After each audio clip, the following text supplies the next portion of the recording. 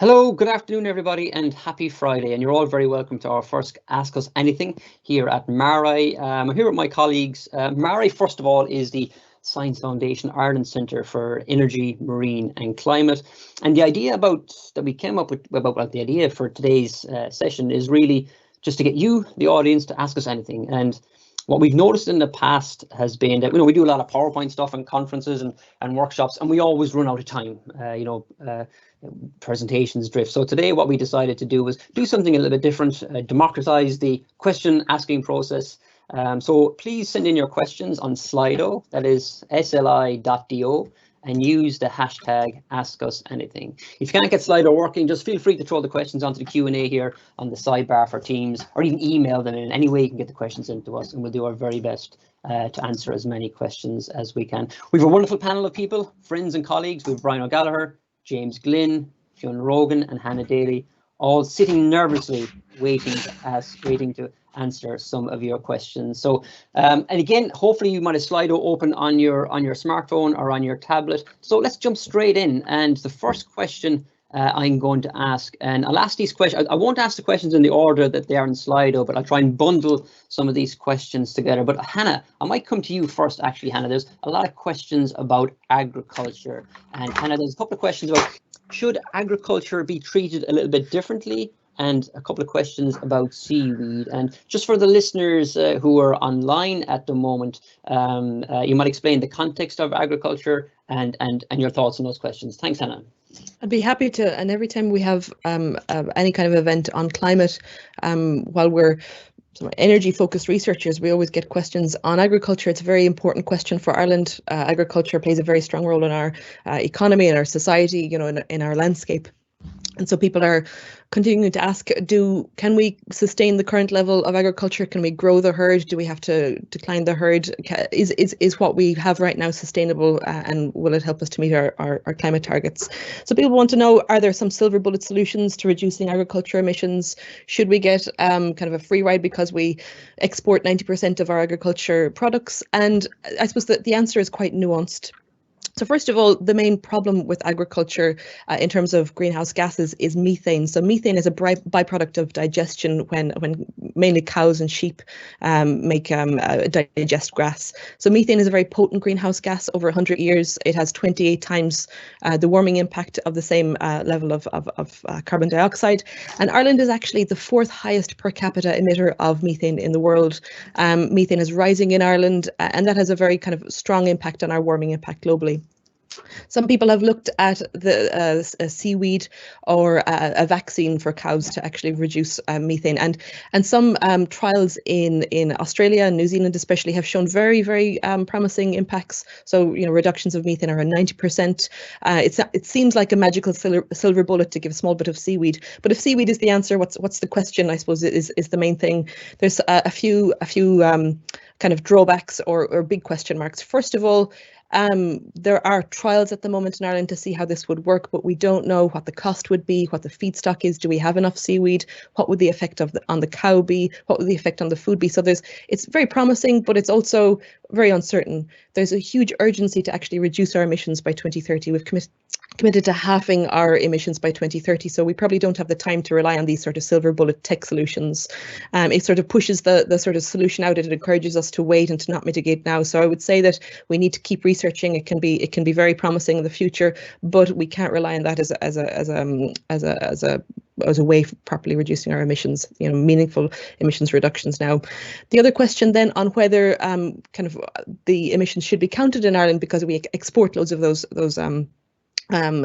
products as beef and dairy products, and some studies suggest that Irish beef and dairy is relatively carbon efficient, so it has a low carbon footprint, especially relative to, say, beef produced in the Amazon. But the simple answer is if we don't take responsibility for those emissions, then nobody else will. We're sort of stuck with the accounting system that the global governments have agreed with, and if we don't take responsibility for that methane, then if there's not policies here to reduce it, then farmers won't be incentivized to reduce emissions. We won't meet our climate goals.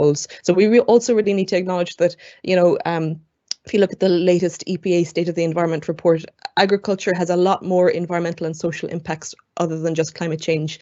There's huge impacts on our water, on our land, and our air. And are we really kind of prepared to take all those environmental impacts at home to sort of produce a very, very carbon intensive product? That's the big question that I have. So thanks, and back to you, Paul. Yeah, thanks very much. Thanks very much, Hannah. I love doing these kind of live events actually, because and particularly in Slido, you get a wonderful selection of the different types of questions. And as you said, Hannah, agriculture comes up a lot, and the other thing that comes up quite a lot is nuclear. Cows and nuclear, you wouldn't naturally put them together, but it's something that there's a real curiosity out there in the public. So the next question here is on small modular reactors and the role of nuclear power in Ireland. I'll have a go at this one first of all, and then I'm going to kick it over to you, Fionn, after I just give my thoughts on this. Look, I'm open to all options for decarbonisation. I think one thing that I've learned from working in MaREI over the years is the seriousness of the climate situation. And time, as Hannah said, is just not on our side. So I think we do need to be open to all decarbonisation options, but we also need to manage our expectations. Smaller modular reactors, they're not really commercially available yet. There's a lovely report actually come out in Ireland about a month or two ago called 18 for 0, looks at the idea of nuclear power in Ireland, and it's quite exciting, but it's very uncertain. These technologies aren't proven yet, they're not really licensed yet, and they haven't really gained any commercial traction yet. But if they do become available in the next decade or the decade after that, then yes, of course, we should explore them. But it doesn't mean that we should stop doing what we're doing today. We need to massively build our renewables, focus on energy efficiency, and focus on other problems. So my short answer to that is, yes, it is exciting. We should keep an eye on it, but it's really too uncertain at the moment, and we need to manage our expectations around it. I might throw it over to you, Fionn. Fionn, you did a lovely experiment with the students in UCC here about nuclear energy. If you could chat to us a little bit about that. Oh, and Fionn, phrase of 2020, you're on mute. So yeah, thanks. Apologies. Anyway, nuclear. We had Paul called it an experiment, but we had it was a debate actually with the students in the first year engineering last year. So we had a group of about 30 first year engineering students. And we posed the question, should Ireland go nuclear? And we presented 4 different perspectives on this question. So we had a person saying, yes, definitely Ireland should go nuclear. We had a person saying, no, definitely we should not go nuclear. We had 2 more nuanced positions. So maybe we should go nuclear, yes, maybe, and maybe we shouldn't go nuclear. And these 4 perspectives allowed us to tease out in a very nice way some of the issues around nuclear, like the technology, but also around the capacity of Ireland to actually build a nuclear power plant. And do we have the people, the trained nuclear engineers in Ireland to undertake this big project? And what contribution would it make to Ireland's decarbonisation project? And we found that at the start of the exercise, most of the students were in the maybe yes or in the definitely yes. But over the course of the debate, they moved towards maybe no. And one of the clinchers we found was Ireland's track record in big infrastructural projects like the National Broadband Plan and the Children's Hospital. They're not kind of energy projects, but these projects can be challenging, costs increase. So building a nuclear plant is a very big commitment. So yeah, we teased out the issues and we found that the students enjoyed it as well, because nuclear can often be black and white. People say it's the solution to everything. Other people say it's too expensive. And as we teased it out, we found it depended. And so that was, so yeah, it was a great exercise. And we're presenting that research at a conference coming up on education for engineers and sustainable development. So that was a nice one. So back to you, Paul. Yeah, thank you very much, Fionn. Brian, I'm going to come to you next. Brian O'Gallagher is our director here at MaREI. Brian, we have some schools online here as well today, and a question coming in on climate anxiety, and is the future as bleak as it's made out to be in the media, and maybe how can we handle that, Brian? Thanks very much, Paul. It's a very important question, and so I thank whoever raised this question. And it struck me when I was at the RTE Youth Assembly and the Reactors on climate, it became very apparent to me just the levels of anxiety. I was aware of the anxiety amongst young people in particular. Very impressed by their engagement with the topic and putting it up to the older generations in terms of our level of inaction. But the anxiety really became very apparent to me in that engagement at the Youth Reactors. And I think my own perspective on this is that the future is in our hands. So we do have this challenge, but there are certainly signs of hope. The most recent in the US, where democracy was salvaged in a sense in the last 2 weeks. And if you look at the change there in terms of perspective, I think that's quite important on climate and on other topics. We've also had a recent announcement from China. We've seen here in Ireland, the political leadership, significant change in the last 2 years. So there are significant signs of hope, despite the challenges we face and despite that climate change is upon us. So I do think I'm probably more of an optimist than a pessimist, and but I do see these signs of change as being very important. Now, of course, in a lot of cases, those are words and they need to translate into action, and young people have been very clear on that with our political leaders. The need, firstly, to listen to the science, and also the need to act. And so I think the next 12 months even will be very telling. We have a build up to an international climate conference in Glasgow. We have, as I mentioned, all these changes, dramatic in many countries, changes in terms of expressing a commitment to do something about climate change. And we are seeing activity. I mean, if you look at the growth of wind energy, the growth of solar PV in the last number of years, it's been phenomenal.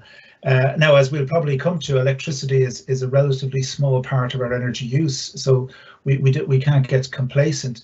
But it is a very significant move, as well as the discussions, as well as the focus on things like retrofitting, and also a shift in discussion towards the you see increasingly the discussion around climate action, including the benefits, the positivity, that it's not just averting climate disaster, it's more so how we choose to live our lives in terms of warmer, more comfortable homes, more healthy forms of travel and transport, the opportunities for business.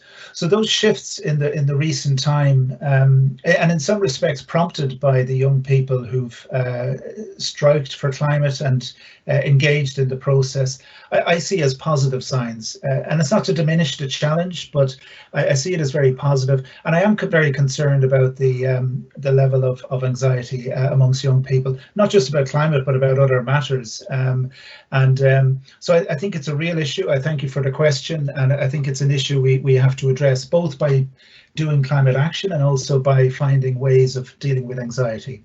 Back to you, Paul. Yeah, thanks, Brian. It's been a good week, hasn't it, for democracy? I think with the US coming back now into the Paris Climate Agreement, about 66% of the world's emissions now are under pledges now, as you said, Brian. They are pledges, they're not obligations yet, but there's pledges for net zero, and that's good news, isn't it? Maybe coming back to the closer to home, maybe bringing James Glynn in here. James, question for you around the 7% target. The Irish government has committed to reduce emissions by 7% per annum, all greenhouse gas emissions. James, could you maybe talk us a little bit through where that target comes from, or that aspiration comes from, and can we get there or not, James? Sure. Thanks, Paul. So that 7% comes from the kind of the global integrated assessment models and the carbon budgets that come out from the global energy systems models. So in the European regions, in these global models, they're declining their emissions at roughly that 7% rate. So it's seen that to stay below the 1.5 degree target, that we need to reduce emissions double what we would have been to stay below the 2-degree target. So to stay below 2 degrees, we have about 800 billion tonnes that we can emit as a species, and to stay below 1.5 degrees, we have about 400 to 500 billion tonnes. So that 7% is basically a doubling of ambition from what was the previous European Commission targets to what the current or the new ambition is. So the 7%, while it might sound like a big increase, it's in line with the science. It's in line with what we'd expect to need to do. If anything, it's probably in line with science. It's probably 5 years old. So as we know, we're emitting carbon dioxide at probably the fastest rate that we ever have as a species, and the longer we wait to start decarbonising, the faster we consume that remaining carbon budget. So if we wait another 5 years, we probably have to decline at 10% per year. You know, that's the real critical thing. So 7% is in line with the science, coming from those global integrated assessment models. And I think the real difficulty then is plotting a pathway to how do we do that. You know, so I'll pass it back to you, Paul. Yeah, thanks very much for that, James. Another question here now from Michael Mahoney. Michael's a good friend of ours. Michael, we hope you're well wherever you are today. Michael's asked us about the policies that government can implement, and I might just take a stab at this one, and then actually Fionn, I might hand it over to you as well, just to talk a bit about your LEAP modelling. Michael, I guess, you know, we always need to be, again, coming back to managing our expectations about what governments can and can't do. If you look at the lifetime of a government, 4 to 5 years, it's short in comparison to the lifetime of energy infrastructure that we have out there. A car, a boiler, a power plant are typically, you know, 4 or 5 different, will span over 4 or 5 different election cycles. So I think the most important thing that government can do, and it costs very little, is send clear signals into the future about our investment. Send clear signals into the future that the price of pollution will rise. Send clear signals into the future that clean energy will be given a stable, non-volatile platform for investment. Because in a lot of our analysis that we see, what we do with James and Fionn, a lot of the costs are actually associated with uncertainty, the cost of financing. So one thing I think governments can do, and it doesn't cost a lot, it's a political thing, is strong, stable, clear policy.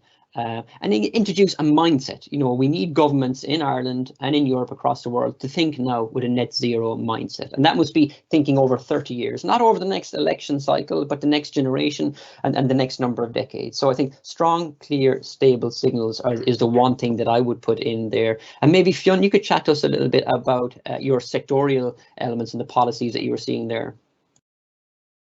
Yeah, thanks, Paul. I'd agree with all that. And in general, I'd also say that what's crucial for the government is both incentivizing certain technologies and behaviours that are good, but disincentivizing others as well. So getting that mix of incentives and disincentives. And we've had some good incentives in the past, but if we slip up on the disincentives, the big fossil fuel technology will persist. The other challenge about the 7% is that it's at least 7% for the energy system, and we have to look at everything. So that's how we get around our personal transport habits. So in active travel, so walking and cycling as well as public transport can really make a big difference and move us away from cars. But freight too will have to play a big part. So and also heating in our buildings, and the electricity system already has a lot of focus. So we've looked at things like biofuels, increasing the share of bioenergy in the system, and the earlier we can do that, if we can do that in the next few years, that will provide a dividend that will achieve those savings throughout the entire period for the next 10 years. So early action is very important as well, and energy efficiency too. Is very important. So the last thing I'll mention. So back to you, Paul. Yeah, thanks, Fionn. Lots of questions coming in the Slido, and on the sidebar as well, folks. There's lots of questions coming in Teams here, and my colleagues are frantically typing away, trying to come up with answers, and keep your comments and questions coming in there as well. Thank you very much. Hannah, I have another question for you. Hannah, I'm sorry, I always give you the very hard questions. I've given you agriculture. Let me throw you this question here directly from Slido, Hannah. Isn't the problem that there are just too many people on the planet? Hannah, discuss. Thank you, Paul. Yes, we get that question a lot, because it seems like, the clear problem is that we're at nearly 8 billion people in the world, 8 billion people. It took around was 20 million years, of humanity to reach the first billion people, and then 200 years to get another 6 or 7 billion. So, clearly, the more people, the more resources that we use. But if you look right now at where the population in the world is growing, that is in parts of the world where very, very little resources are used, where life expectancies are low, and where basically misery is the main course of the day. What we find is that the best way of reducing population growth, which is basically making the replacement rate at about 2 children per woman, is increasing the freedom of women, increasing the well-being of people so that they have a good life and a happy life. So, one thing that Hans Rosling, a famous statistician from Sweden, also pointed out in some great TED Talks, is that most of the historical population growth in the 20th century has come from people living longer. So our life expectancy has also doubled in a matter of a century or so, which is fantastic. We should be celebrating that. We have actually much less miserable lives as a result. We live longer. But as life expectancy sort of levels out at about 80, 90 years, which it will towards the end of the century, population growth will stabilize. And the most important thing that we can do is figuring out how every person can sort of consume resources at a sustainable rate fairly so that everybody gets the same chance. But if we don't give those chances to people in parts of sub-Saharan Africa where life is miserable, they'll continue to have 6, 7, 8 children per family, which will sustain that sort of that unsustainable growth, and the main problem there is really development and human development rather than emissions, because they consume very little. 80-90% of people in sub-Saharan Africa don't even have modern fuels to cook their food on. They cook on open fires, which is huge health problems, and again causes that cycle of misery and inequality. So while population growth seems to be the thing, you have to really think, what's your solution there? What is actually your solution? What population shouldn't grow? And if you think through the consequences of that, you might question that as a solution, I suppose, to climate change. So thanks, Paul. Yeah, thanks, Hannah. Great point. And of course, as being an Irish person with the highest greenhouse gas footprint per capita in Europe, it wouldn't bode very well for our population chances at all. Brian, a lovely question coming here from Rob. We're an island. We don't really have a lot of alternatives for rail and ferry and flights. What other alternatives are there for these modes, for aviation and shipping, Brian? And maybe as well, Brian, just kind of bundle in another question with that. Maybe, Brian, could you give us your thoughts on the impact of remote working and emissions and the potentials there as well, please, Brian? Great, thanks, Paul, and thanks, Rob, for this question. And in many ways, the maritime transport and aviation has, in some respects, got off the hook, or there's a bit of a blind spot there, because the way we organise climate policy is based on national emissions, and so we take responsibility and we have targets for things within our borders. So when it goes between countries, as in through maritime and aviation, it's got off the hook a bit. Now, more recently within the EU, we've seen for inter-EU travel, that's come in under the emissions trading scheme. So that provides some focus on emissions reduction there. It's a tricky one. Essentially, in the long term, there are sort of plans and research looking at electric options there for aviation and maritime. In the short term, it's likely that it will remain in the liquid or even gaseous fuel space. So we are looking at things like renewable liquid fuels, so maybe hydrotreated vegetable oil or other bioenergy derived liquid fuels, and equally in the gaseous space, renewable gas as in biomethane or potentially hydrogen. So they're kind of the options, but it's still an area of research. It's a big gap currently, so I think it's a very appropriate question. And part of the reason it's a gap is it falls largely outside of national emissions policy focus, if you like.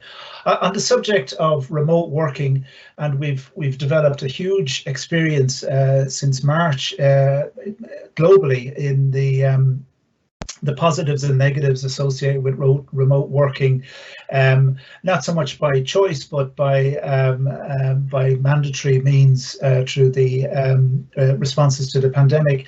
And I think it's shown us a lot. Certainly what's very clear and visible in the statistics is the reduction in transport emissions. So because we're at home, we're not commuting to work, and there's an emissions reduction associated with that in terms of road transport. The bigger emissions reduction is associated with air travel. So air transport has significantly reduced, and emissions reduced accordingly.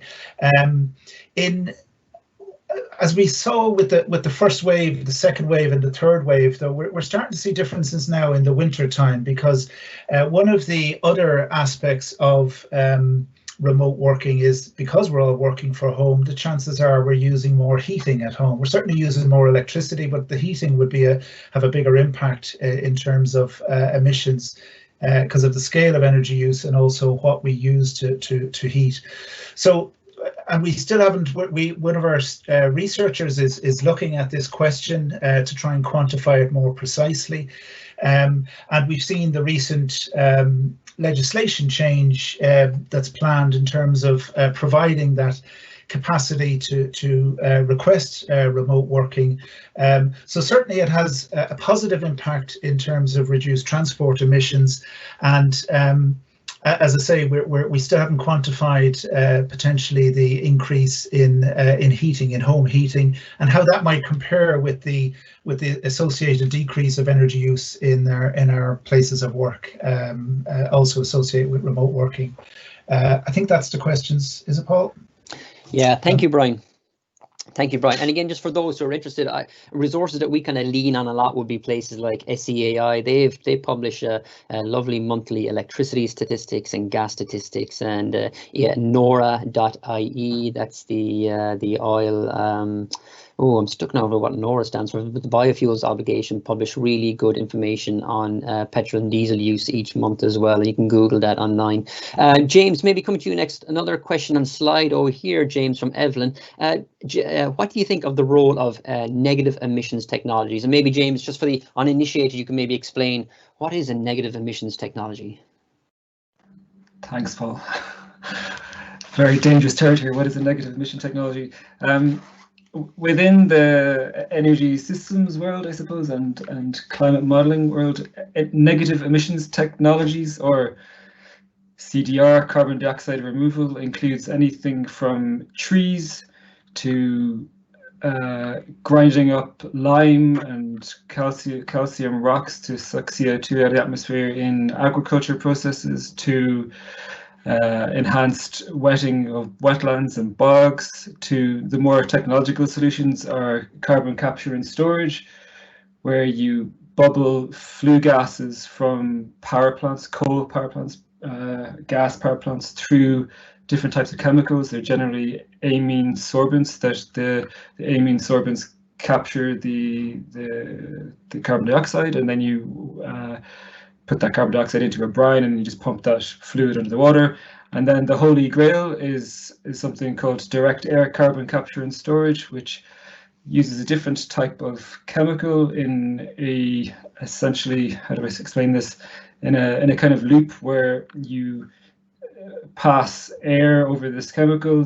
The chemical automatically, as a resin, captures the carbon dioxide, and then you wet that carbon dioxide, or you wet that chemical, it washes the carbon dioxide off it, and you push that carbon dioxide rich fluid back underground in some sort of depleted oil and gas field, and you store that underground. Or even nicer, in Iceland, they have a demonstration plant where they're using geothermal energy to power this direct air carbon capture and storage, and they're then pumping the CO2 underground, and it's calcifying in basalt geological formation so that it's stored in a physically inert form. So within the Intergovernmental Panel on Climate Change modeling, so what basically is the gold standard that's used by governments to assess where does the 7% come from, or how do we understand globally as a species, do we stay below 2 degrees? There's a big debate about the role of negative emissions technologies. and largely among them the role of land use-based forestry, but also the role of carbon capture and storage. So we've published a lot of work on carbon capture and storage in the last few years, and once I've stopped waffling on here, I'll post a few of them in the chat. But the main thing is that a lot of the global models can use anywhere up to 10-15 billion tons of negative emissions technologies every year from 2040 onwards to achieve staying below 2 degrees. And this basically comes from some very simple mathematics, that we have a finite cumulative amount of carbon dioxide that we can emit if we want to stay below 2 degrees. There's a linear relationship between cumulative carbon dioxide emissions and temperature.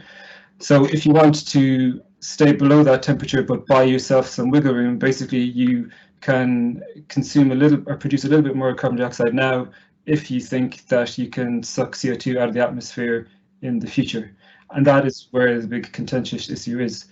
There's some carbon capture and storage plants that have been running for the last 20 odd years. The first one was in the Sleipner field in Norway. It was producing or sequestering CO2 underground to basically enhance the oil recovery, so to repressurize an oil field. So there are carbon capture and storage plants running globally for the last 15 or 20 years, but only probably at 0.1% the capacity that we would need to have the impact that we would expect from these global models. So the growth rate will be the issue. Often people say these technologies don't exist. They do, but ramping them up to the scale that is probably needed is really the questionable part of all this. So I'll leave that there, Paul.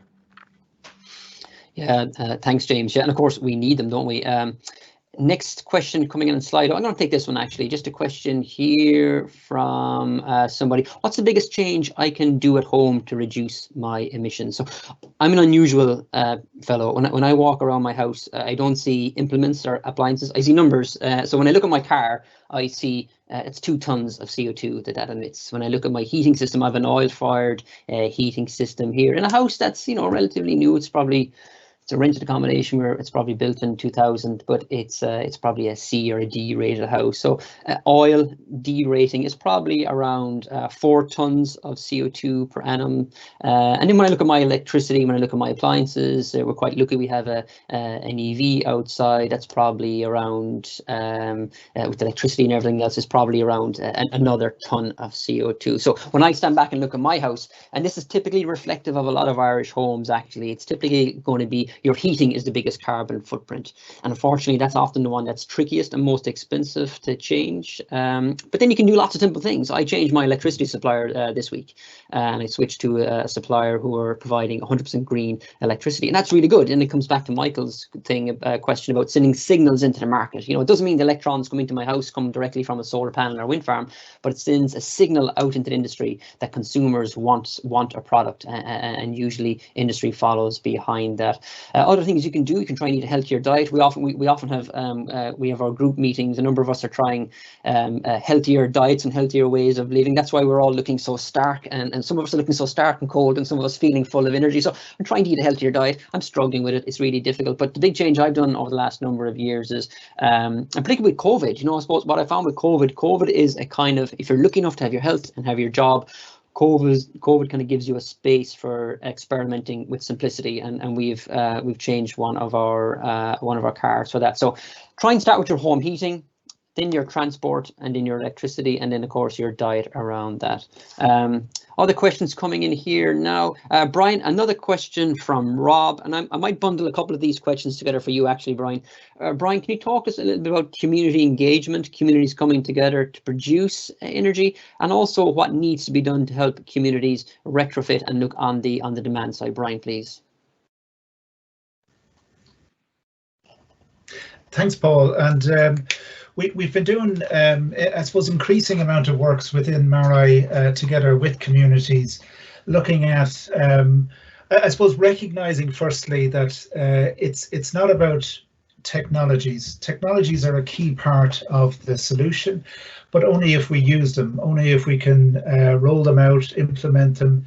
And also a key part of the solution as the targets become increasingly strengthened is, questioning our own levels of consumption. And so there's a significant amount of change that's required across the whole spectrum.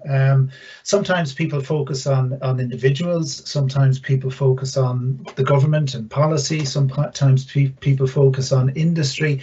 The truth is that we need changes right across all the institutions and right across society. And so we were consciously aware that we weren't doing enough engagement with communities. So a few years ago, we started to address this by reaching out to communities who were engaging in climate action projects to try and understand the dynamics of what's going on, what motivated the individuals in the communities to come together, what kind of challenges they were facing, and how then research might support them in addressing those challenges. And one of the key things that came across from that is that, and it challenges the way sometimes we frame the climate action discussions, because sometimes we talk about customers, sometimes we talk about individuals. And what we saw in that engagement with communities, that when people come together, you get interesting dynamics happening that go beyond the understanding of the individual and move more towards collective sets of values, collective energies they get from working together towards a shared goal. And so it was very interesting to look at some of the challenges that they were facing, but also to be enthused by the energy and the passion that they had in it. And some of the challenges are around things like we don't have proper funding structures for the community engagement aspects of this. So when a community comes together, they might be able to get supports for technical assessments or for financial assessments. But when it comes to that dialogue piece, that community engagement piece, that's a kind of blind spot in the funding process.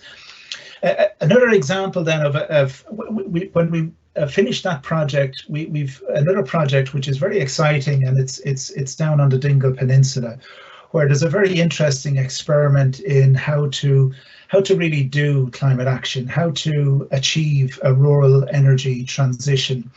And we've got a very interesting combination of a research component ourselves there, but also a community development organisation on the ground, Northeast West Kerry Development. We've got the Dingle Hub in the location, and ESB Networks, an industry partner who wanted to look at the rollout of heat pumps and EVs and see what implications that might have for the electricity network. So partnership is a key thing that's come from that project as a core requirement for this to work. And what we have seen in terms of that partnership and partnering with the citizens in the area is that what started as a focus on technology diffusion has sparked other projects. So one of the farmers down there has engaged with other dairy farmers in the region, and they've now established their own sustainable energy community of dairy farmers. We've got some of the citizens came together and they wanted to do more, so they sort of prompted a training course in community energy mentoring. So what I've picked up from that is that people are interested, but to turn that interest into activity, there needs to be support, there needs to be encouragement, there needs to be engagement, and then collectively to address the barriers, because a lot of the community struggle in terms of, it might be financial, it might be accessing the what might be easier for industry partners to access in terms of information, or access to things like grid connection. So there's a whole range of challenges, but opportunities. And I'm really delighted with the Sustainable Energy Authority of Ireland now have established this Sustainable Energy Communities program, if you like, around the country. So we're seeing that communities have much more ability now to come together. And what you also see is, in addition to the benefits for climate action, you see societal capacity, being regenerated, and enthusiasm, and a lot of areas where there are challenges in terms of socioeconomic challenges. It's very important, that aspect of it, building societal capacity, resilience, and societal infrastructure, in addition to contributing to climate action. So there's very positive signs of what's happening, but there are still very significant barriers. And one of the key challenges in my head is that these things take time. And as we've identified earlier, one of the challenges with climate action, we don't have time, in the sense that we have to change what we do very urgently, but some of these processes take time, and that's a challenge that's difficult to grapple with. But what is striking, as I say, I suppose the overarching sense I'm left with is that there is significant, and you wouldn't hear that, or you wouldn't necessarily see that from the media or from other discussions amongst the energy and climate sector, but there is significant interest out there that can be tapped into, and we just need to find ways to support, encourage, and enable that. Thanks, Brian. Hannah, a couple of questions coming in here, and again, I'll bundle a couple of these questions together. Questions coming from Rob and Nicholas here on air pollution. Hannah, you were on the media over the week, and one of the things that really struck me was you mentioned this figure of 1,300 premature deaths in relation to air quality. Hannah, could you chat to us about air quality and the overlapping impacts with climate change, and also maybe just picking up one of Nick's questions here is the impact of burning biomass in rural homes, please, Hannah. Yeah, thanks, Paul. That's a topic that's become very interesting to people, especially over the winter months. If you walk around any sort of town, village, estate on a still, cold evening, you feel a kind of a choking kind of feeling in your throat, basically, and that's comes from people burning solid fuel in fires, in stoves or in open fires that and that accumulates in the air. The main source of emission from burning in homes is called PM 2.5. That's particulate matter, which is a very, very tiny size, less than 2.5 microns, and that can penetrate deep into the lungs and cause it can be a causal factor for strokes, for heart attacks, and for cancers. And so modelling at the European level estimates that around 1,500 premature deaths arise from particulate matter and air pollution in Ireland every year. We also get a lot of pollution from diesel and the roads. So if you're walking along a congested road, either with traffic at a standstill or so on, diesel has a very high level of NOx emissions, and that it can exacerbate respiratory problems. So if you have asthma or anything like that, and it also can contribute to premature deaths. So yeah, we have a problem with air pollution. The main sort of health impact comes from burning at the kind of household level, mainly in urban areas or built-up areas, because it's what matters is where the exposure, basically, where there's population and there's people. So the overlap with climate change is that most of that air pollution comes from peat and from coal, but also there's a big question mark over wood, and wood is in some ways a sustainable fuel. It can be a sustainable fuel if it's harvested in a sustainable way. You can get wood that is harvested unsustainably that causes a lot of greenhouse gas emissions. So there is a possibility to have kind of a sustainably harvested wood, but that can also cause air pollutants. I must say that I grew up in the countryside, kind of in the middle of nowhere. I'm currently back in that position, and my family used to grow sort of quarter of an acre of ash, and my father would once or twice a year just go out and chop it and stack it and season it, and a lot of our heat actually came from that wood. A lot of people in the countryside would be the same. Now we also burn coal in the fireplaces, and also we would have burnt oil, but that wood would have reduced the amount of emissions, carbon emissions that and it was harvested completely sustainably. Otherwise that would be lawn or pasture land.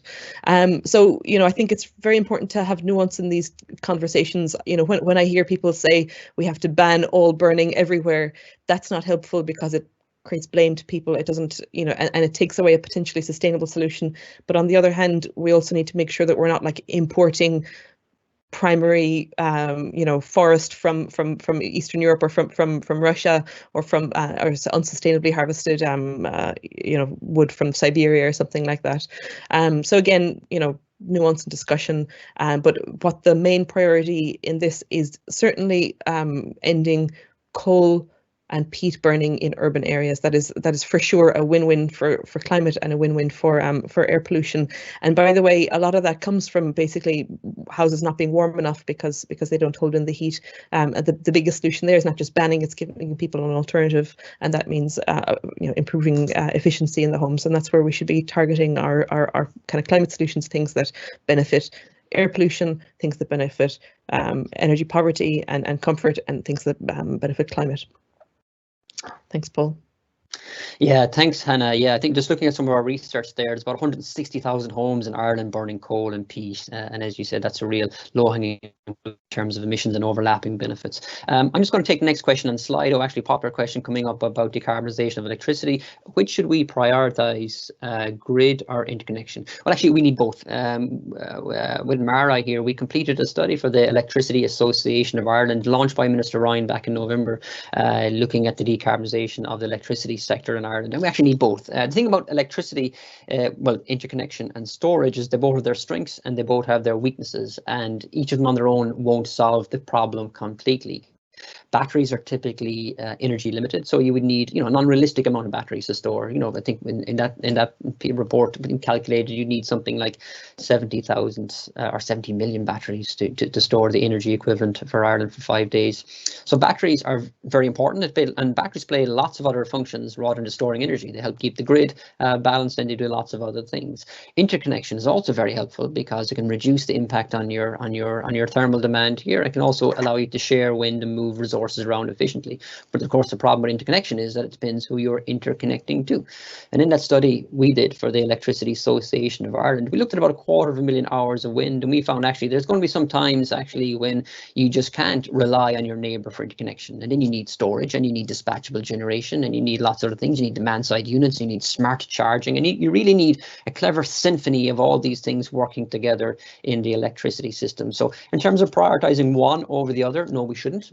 We actually need both, but we do need to look very closely about the quantities of the levels we need in both, because none of them are a get out of jail card.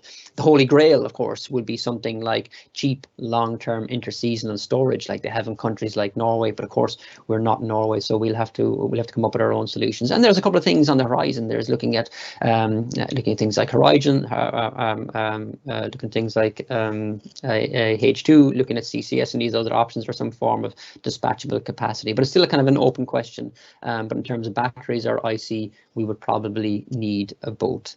Coming back, maybe James to Slido, a question for you, James.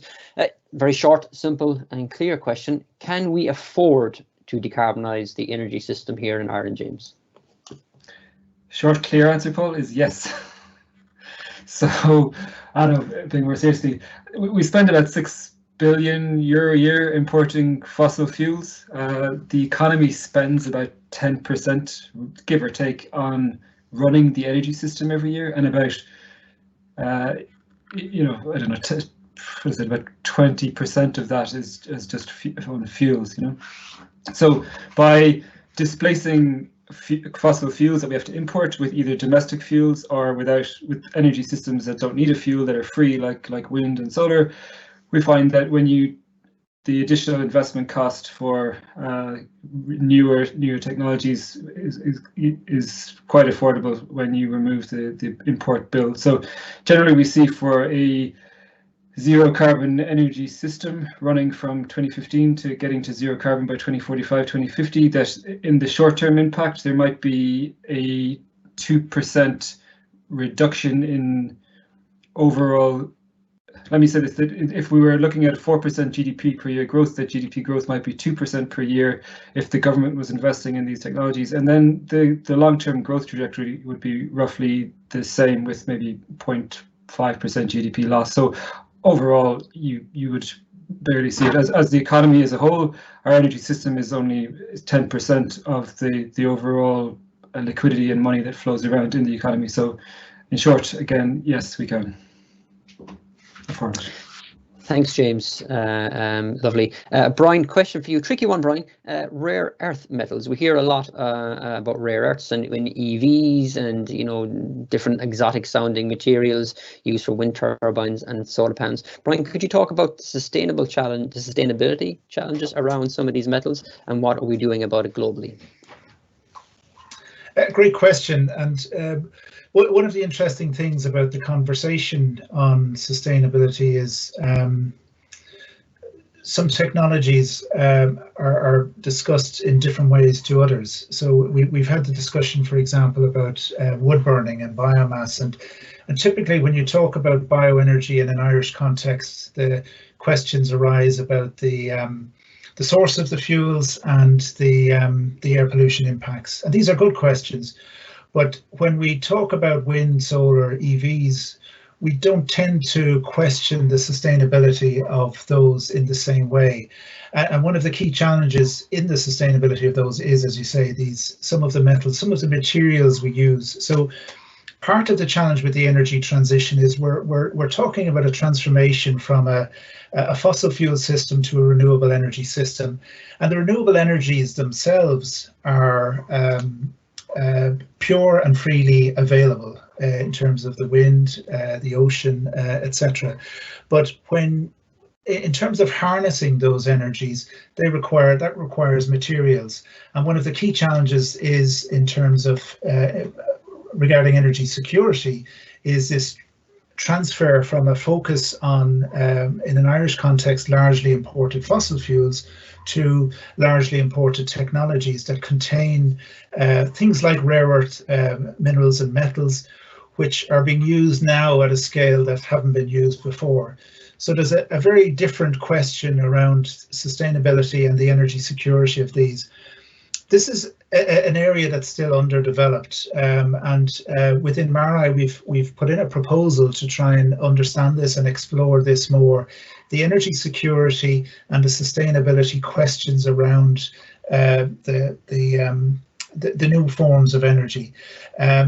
So at the moment we're getting a plentiful supply of wind, solar PV, EVs, but there are questions about some of the rare earth metals, some of the minerals that are used in these, and associated with things like batteries and other technologies. So in many respects, it's kind of an invisible challenge at the moment. But as we look to really upscale in the way that we need to, that challenge becomes more and more pronounced and more to the fore. So it's an area we need to explore more, certainly. So it's a topic that's there. It's largely invisible, but it needs more research, more analysis, and we need more certainty in terms of the supply chains. Thanks very much, Brian. Fionn, a question for you here, Fionn, on the role of wave energy technologies and then comparing those to solar and to wind. And maybe you might talk, actually, you did a lovely piece for RT a couple of weeks ago on this topic, so on the role of wave and how it compares to wind and other things, Fionn. Thanks, Paul. Yeah, so in Ireland we have a large sea area, a very big wave energy resource, but how good is the technology for exploiting that? And there's a lot of research happening in Cork and UCC at the MaREI Centre on that topic. We did some analysis on the potential for wave energy, and it depends on a lot of factors. It depends on how good the technology is, and at the moment a challenge for the technology is reliability, because the sea is a very harsh environment, so the maturity of the technology is about TRL 6 and TRL 9 is the fully kind of commercial technology. So as wind kind of gets more competitive, that makes it more challenging for wave. But if there's more demand for electricity, there's more potential for wave energy. So ironically, things like bigger data center demand could actually leave more capacity for wave energy to be used. A few other challenges we looked at. So there's no standard technology, there's no standard design for wave energy, so because there's a lot of research centers around the world, there's a lot of different environments, there's a lot of different types of wave energy device being developed. And until there's a standard device that a kind of an industry and a supply chain can grow around, we won't see that scaling up. For an important part for wave energy is to have kind of niche uses, so it can be tested in kind of in a non-commercial competitive environment. So that's important too. And also the knowledge. So the people, again, we mentioned people for nuclear, if that's a question, but also the people for wave energy. So training energy engineers, is a very important part of all of these questions, but true for wave energy as well. So yeah, so the example of solar energy costs have come down a lot. I did a brainstorm blog, which I'll add a link to on that. So over to you, Paul. Thanks very much, Fionn. So we're coming to the last couple of minutes, folks. And what I might do is I'll just take one question for myself on data centers. Keith, you've been waiting a while there for that question on data centers, and then I might come back to my colleagues, Fionn, Hannah, and James, with the last question.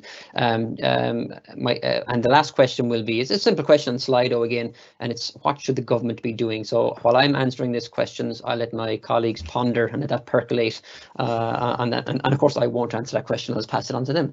But the question, Keith, on data centers, yeah, look, that's a really tricky thing, isn't it? You know, if you look at EirGrid's projections on high versus low electricity demand for data centers, and if you translate that into CO2 emissions, that's about a 1 million ton difference in CO2 emissions. That's quite significant. So I think what we really need to be doing is encouraging the data centers to get that down as much as possible. And what can we do? Well, we can encourage, rather than using synthetic offsetting for our agreements for electricity, for renewable electricity offtake, we can be looking at 24/7 renewable generation. And there's a big pull factor here already internationally. Companies like Microsoft and Google have already mandated, and they're legislating and actually creating these targets. So what we need to do is make sure that data centers can at least get on board that train, because otherwise I think there's a risk of actually reputational damage to Ireland. And Hannah came back to the point earlier on about Ireland's green economy, and when you kind of scratch the surface on that, it's not really green. Okay, we're a #1 leader in wind energy, and that's to be applauded, it should be encouraged, and it needs to be progressed.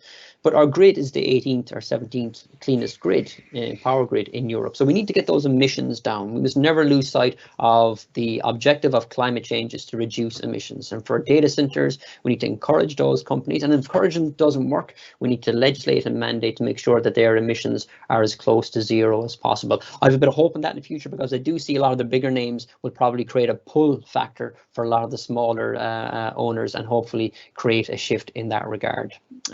So what I might do now, folks, just as we sign off, Brian, I might ask you to sign off last, if that's okay. And I might come to James first of all, and then to Hannah, and then to Fionn on the simple question. James, what should government be doing? Thanks, Paul, and thanks for putting me first as well, so I couldn't see what everyone else is going to say.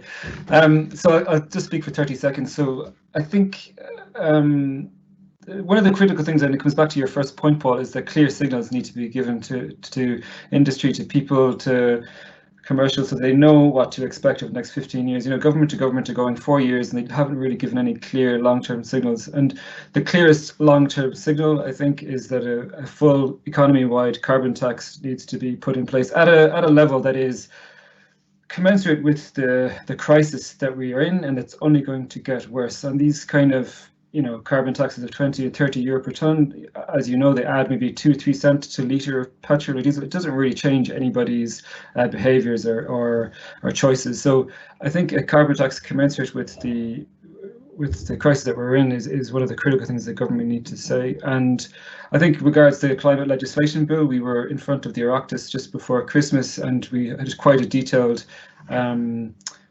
witness statement that we put in there, so I'll share that as well. But one of the key things is that we actually have a binding language in the climate action bill, that we don't just try, that we actually commit to achieving our climate decarbonisation goals. I'll stop there. Thanks, Paul. Thanks, James. And Fionn, maybe over to you. What should government be doing, or even importantly, what should we be doing as citizens to ensure we have the government doing these things, Fionn? Yeah, thanks, Paul.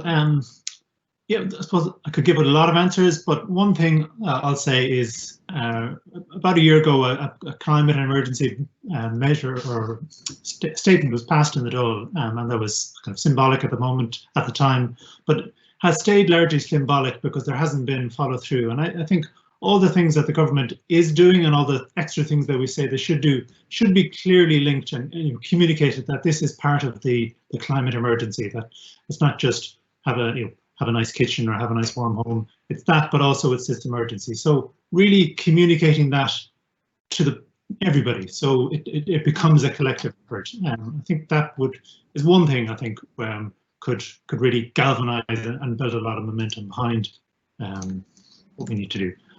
Thank you. So, over to you, Hannah. Thanks, Paul. A few things I'll mention on top of what my colleagues have. First of all, strong long-term targets, yes, but accountability is the main thing. So who's actually going to hold the government to account, which is why I think an independent, strong climate council, maybe there's some on the line, but the Secretariat and the council need to be strong and independent with the executive power to able to hold the government to account over the short-term election cycles. Another thing is that the government needs to do really meaningful societal engagement to actually map out what a low carbon energy and food system really looks like to 2050, 2100. If the IPCC models say we need half of pasture land converted to forestry and energy crops, how are we going to get there? And as much as we say, listen to the scientists, there's only so far that science actually gets you with these questions. This where our position is to show you kind of what the models say or what the data says, but we also need to actually engage, as Brian said, properly, meaningfully with society and citizens about what does this mean and to get buy-in. Third thing I'd say is that the government could do a better job of harnessing the huge wealth of knowledge in the academic community to go actually solving real political questions.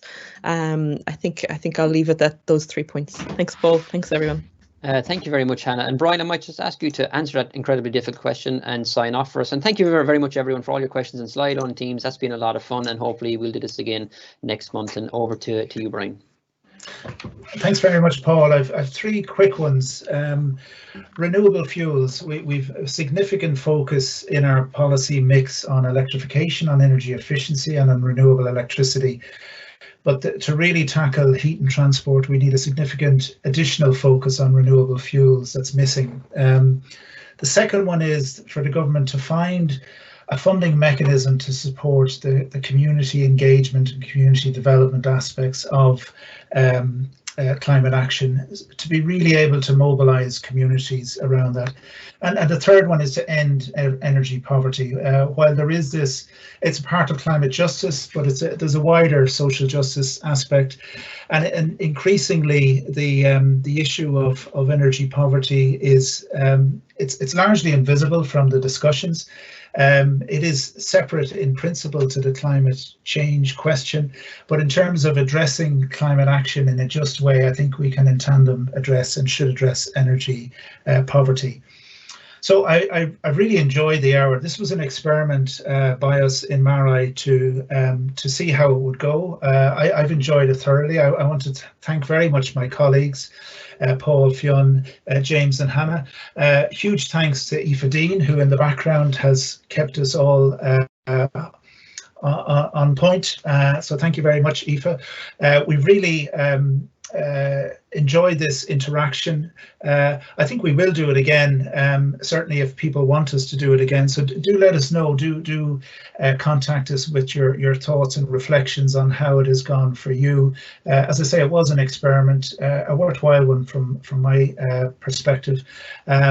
And I'm happy that we could bring this Q&A session to you, but it wouldn't have happened without the Q part. So my final thanks again goes to all of you who've engaged with us and asked these wonderful questions. Thank you very much, and have a lovely day.